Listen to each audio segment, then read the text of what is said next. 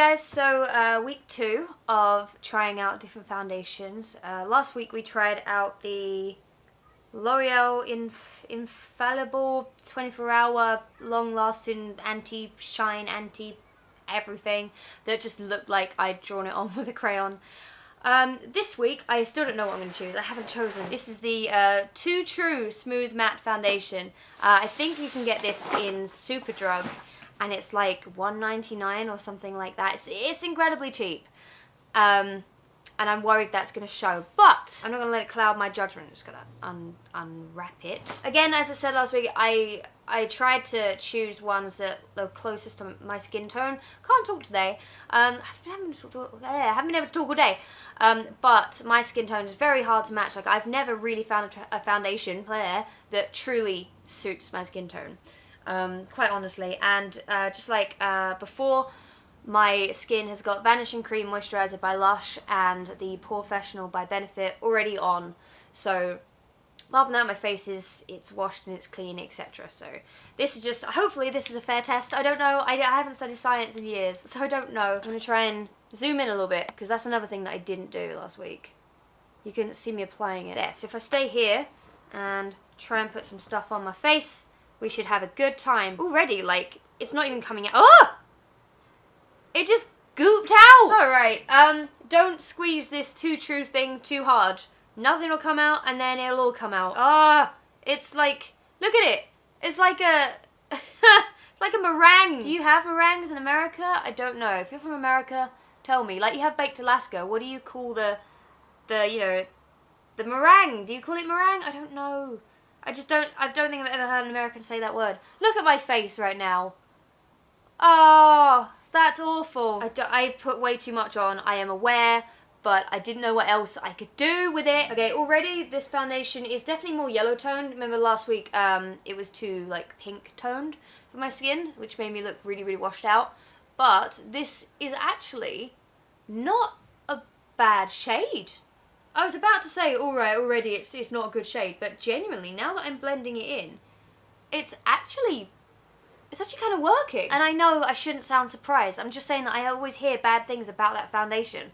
I'm not saying that I have a bad attitude towards it. It's just when someone says to you, oh, that's like the worst foundation I ever tried, you know, you're going to have preconceptions. Not even this really good brush can save me now. This brush is like swimming in foundation now. I need to go wash it out.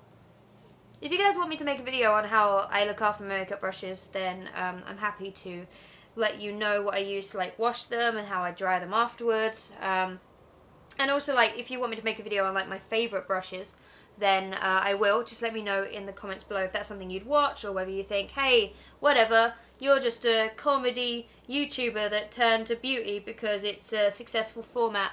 You know, if that is what you think, I'm sorry. See, I could have said F you, but I didn't. I'm turning a new leaf. I don't know what my friend was saying. I think this is pretty good.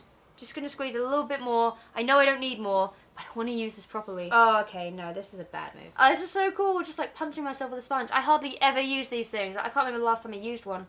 But it actually works so well. Whoa, I feel like I'm just hitting myself in the face.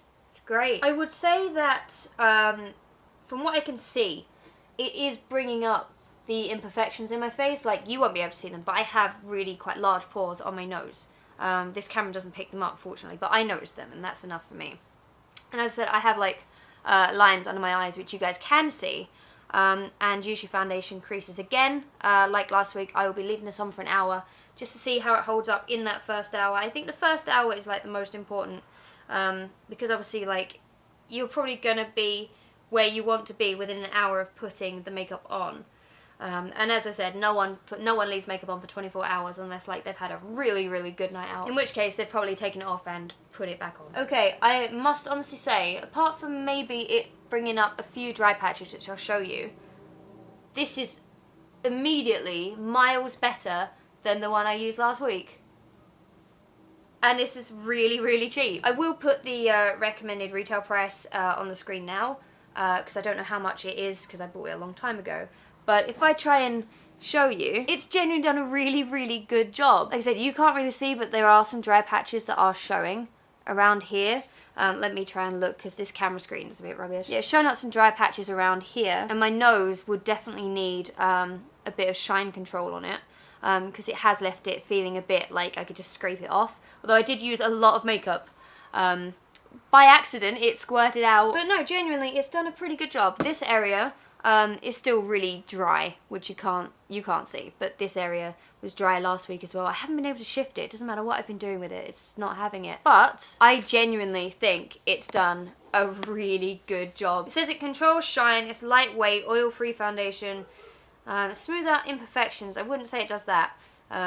I would say that it's actually brought out some of my imperfections, but as like overall, it's done a really good job. It also has vitamin E and sunscreen for added protection, which is good in the summer to have sunscreen in your foundation. Like, that's a staple, and being honest with you, I didn't think that this would have that. Okay, so I'm going to leave this on for an hour and see how it holds up. I've got high hopes. I really hope it stays on my face. Alright, an hour starts now. Okay, the hour is up. Luke came home about 10 minutes ago, so if you hear any screaming, he might be recording a video game. I don't know what he's doing. I choose not to know. So did it stay on my face? That is the question. I would say there's just very minimal creasing. There's a little bit there, but it's not horrific. And you can definitely see that dry skin coming through now, though. That dry skin started to really show. It's got a little bit patchy, but it's not horrifically bad, I don't think. How's that dry patch gone?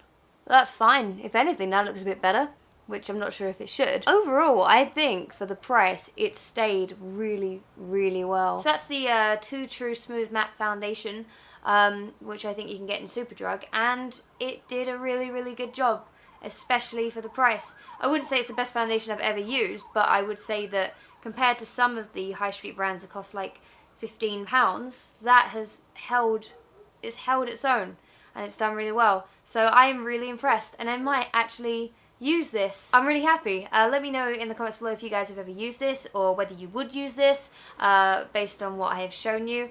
And again, as I said last week, if you if you have any foundations that you want me to review, then let me know in the comments below. A lot of people said last week, like Elf Cosmetics. I don't have any of those yet. Like I think they're like the cruelty-free cheap make. I don't probably know, but apparently they're really good, so I might have to get a foundation from them. So I hope you guys enjoyed this video, and I will see you guys in the next video. And obviously join me next week for another foundation reviewy thing.